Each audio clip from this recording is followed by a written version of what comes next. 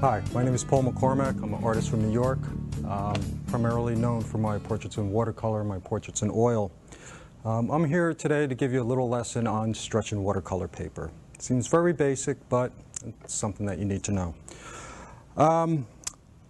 First, the paper. I'm using a 140-pound cold press. This is actually Fabriano. I don't really use Fabriano. It's a little soft for me. I'm more of an arches kind of guy, just because it's a harder paper. But nonetheless, the process is the same. And what we're going to do first is we're going to find the watermark on the paper, and you could find that easily by holding it up to the light. You can see the watermark. This way you could tell the front from the back. If the name of the paper is legible, you know you have the front. So what I'm going to do is I'm going to put a pencil mark on the back, and we're going to soak this paper for about 5 minutes. But before I put it in the water, I just want to talk about the substrate that we are stretching our paper on.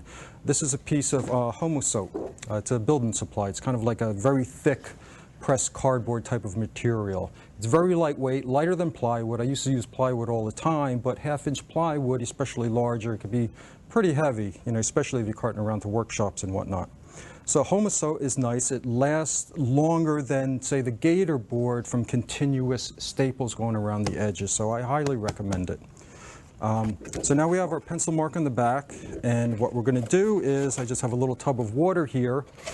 It's not quite, I usually do this in the bathtub and lay it flat, but you don't have to. You can roll it up. We're just going to stick it in this bucket over here and let it soak for about 5 minutes.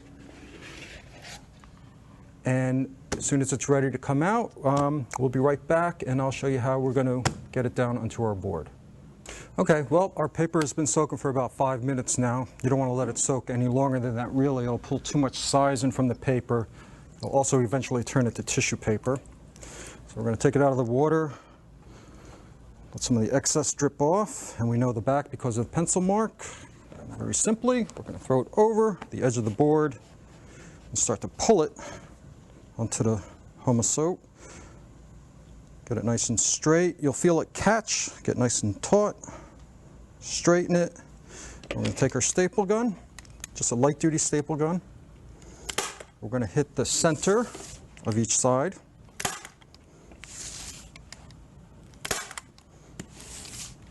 Then from there, we hit the corners.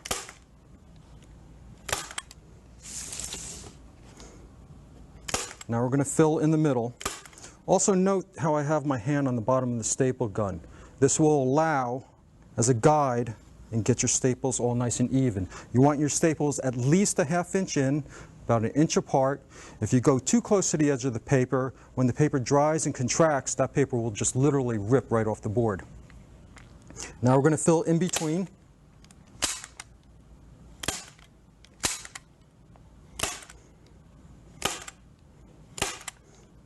And I think I failed to mention, well, why do you want to stretch your paper?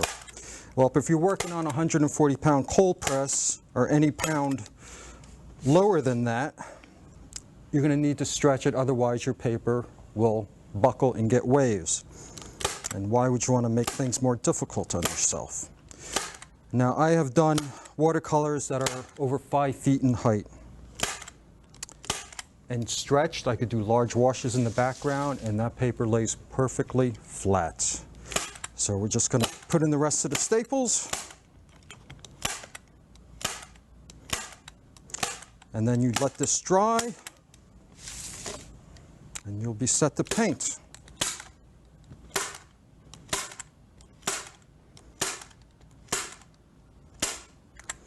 And that's about it. So I hope you enjoyed that little lesson. Be sure to check out some of my other demos, and if you'd like to see some of my work, be sure to visit my website at www.mccormackstudios.com. Hope to see you at one of my workshops. See you soon.